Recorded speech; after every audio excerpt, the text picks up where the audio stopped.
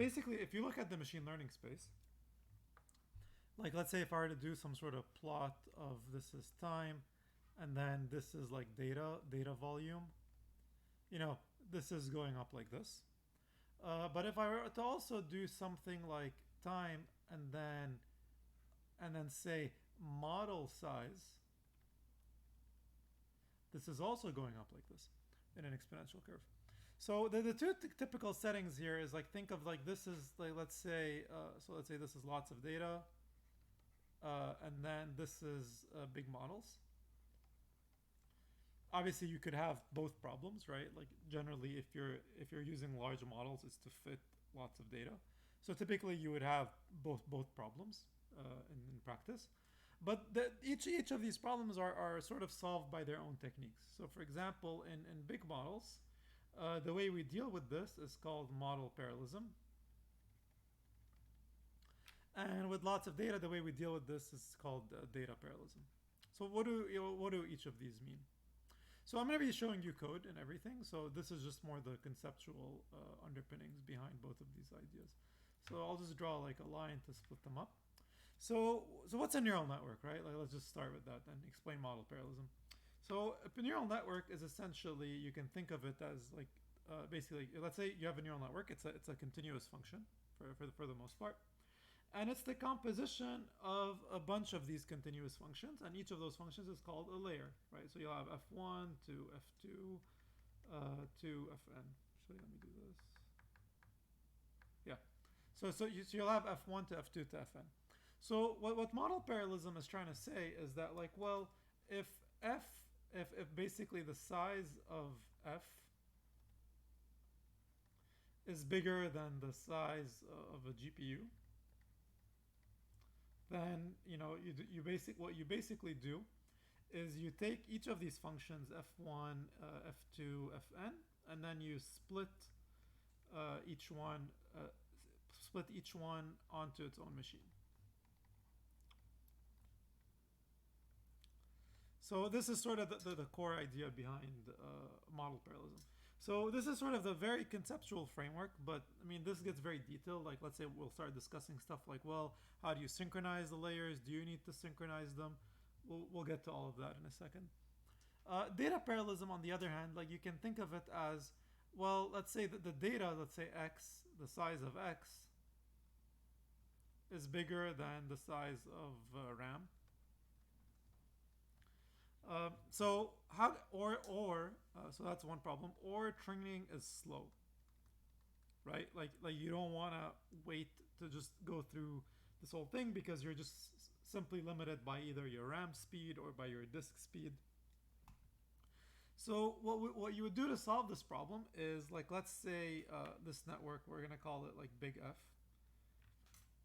So you would take F and then you make multiple copies of it. So let's say you clone F, and you'll have like F1, F2, all the way to Fn. And then you give each F a copy of the data or a subset. And so the idea here is that, well, if all of these different models don't need to sync, like, okay, you like a natural question here is, once you've trained f1 to fn, how do you actually get a prediction? So there's multiple ways to do this. Either you can, for example, synchronize the f's. So basically, after every gradient update, you make sure that all of these networks are still the same, or you basically make them a vote. Like you basically make all of the networks vote on a certain classification, and you simply do a majority vote, or you look at which networks will write the most. So basically, even voting, it's like you can do majority. You can do exponential averaging. There's all literature here that goes into boosting and stuff. I don't want to get into this right now specifically. But let's look at some code because I think it makes the point very simply. So let's assume, for example, that you have some sort of like model that looks something like this, right? So I'm just gonna zoom in a bit to make this clear. Right. So we have this model, and it's basically a sequential model, and the only thing we'll see here, there's this dense layer. It's a pretty big dense layer, and then we have a softmax activation at the end of it. And so imagine now that this just doesn't fit on a GPU. Like it's over 16 gigs or over 24 gigs, over 11 gigs. It's just a really, really big matrix. So how can you potentially fix this? Like, well, one way is to come in and say, okay, well, I'm going to split this one layer into several mini layers, and then concatenate them, right? And so now, like, let's assume there's some sort of maximum layer size allowed in TensorFlow. Like, I believe there's one if I'm not mistaken, but I don't remember exactly what that limit is. But like now it works. But still, like, even if you split it this way, this is still not going to fit on a GPU. Like, if you take the sum of all the layer sizes, you're still going to run out of memory just because the sum will just continue to be bigger than your device memory. So what you can do with frameworks like TensorFlow or PyTorch is that you can scope various layers to different devices. And so here we're getting to the heart of model parallelism, right? Which is you put different layers on different devices, and then you can, let's say, concatenate them at some other host and do this, either it's CPU or GPU or whatever. But this helps you deal in general with out-of-memory errors when you're dealing with large models. And so when you think of stuff like, BERT or like all of these large-scale transformers, so a lot of the researchers behind this work will often publish their results, they publish their experiments, they publish their model output, but they're actually fairly vague, I would say, as to the exact details of the way they train. And I think that's because this is sort of like their defensible product. I think this is sort of their secret sauce. And so but at the same time, like, it is getting simpler. Like, I mean, the libraries and languages like TensorFlow, Keras, PyTorch, they're making this a lot easier. And so eventually, like, this is sort of the future. And like maybe compilers can do this for you, and you may not need to think about how many devices you're programming your network on. Like, it could figure out, like, oh, this is out of memory, let me split it, let me do this. So this could all be programmatic, but in the meantime, it's not. And so the knowledge still helps.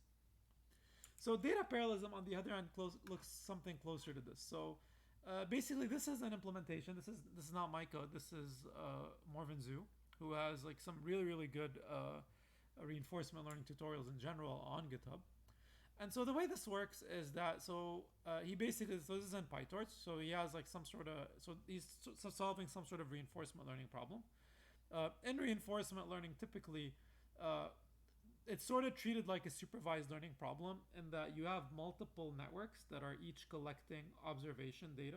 Like, they're taking an action, they get a new observation. So they're all collecting these observations, and these observations are being stored in some sort of central key value store. And the interesting thing about this is that they can all operate independently. Like, they can either synchronize their weights or not synchronize their weights and do the vote. But it's sort of a very natural setting where you may want to do model parallelism, and it's a very popular algorithm in the reinforcement learning community in general. So the way this works, like, here, like, this network is nothing exceptional. It's just like a typical, network. You'll see here, like, there's these two, like, linear, like these, like, 4 linear layers, like 5, whatever. There's absolutely nothing exceptional here going on. Like, whether it's a South Plus or ReLU 6 or ReLU, this is all, like, the main details that don't really matter all that much. The thing I want you to pay attention to is this. So where was it? So the work. So this is the worker. And then here, it makes sense when you look at the API. So you're basically going to come in and you're going to say, I want to create as many workers as I have cores on my CPU, for example. And so for each core, you launch an independent job. So for example, here, instead of this being CPU count, it could be your device count, and it could be hard coded, or it could be dynamic based on what's available to you. But this is sort of the main idea. And then for each of these workers, you then start it, and then you collect all of their observations in a central queue. So typically, whenever you're dealing with like a distributed key value store, like, there's sort of two tricks in the distributed systems community, like, fast caches, fast queues. Those are sort of I believe the main two tricks in systems programming that let you scale, like, data systems, like large scale data systems. But this is sort of the main idea. So great.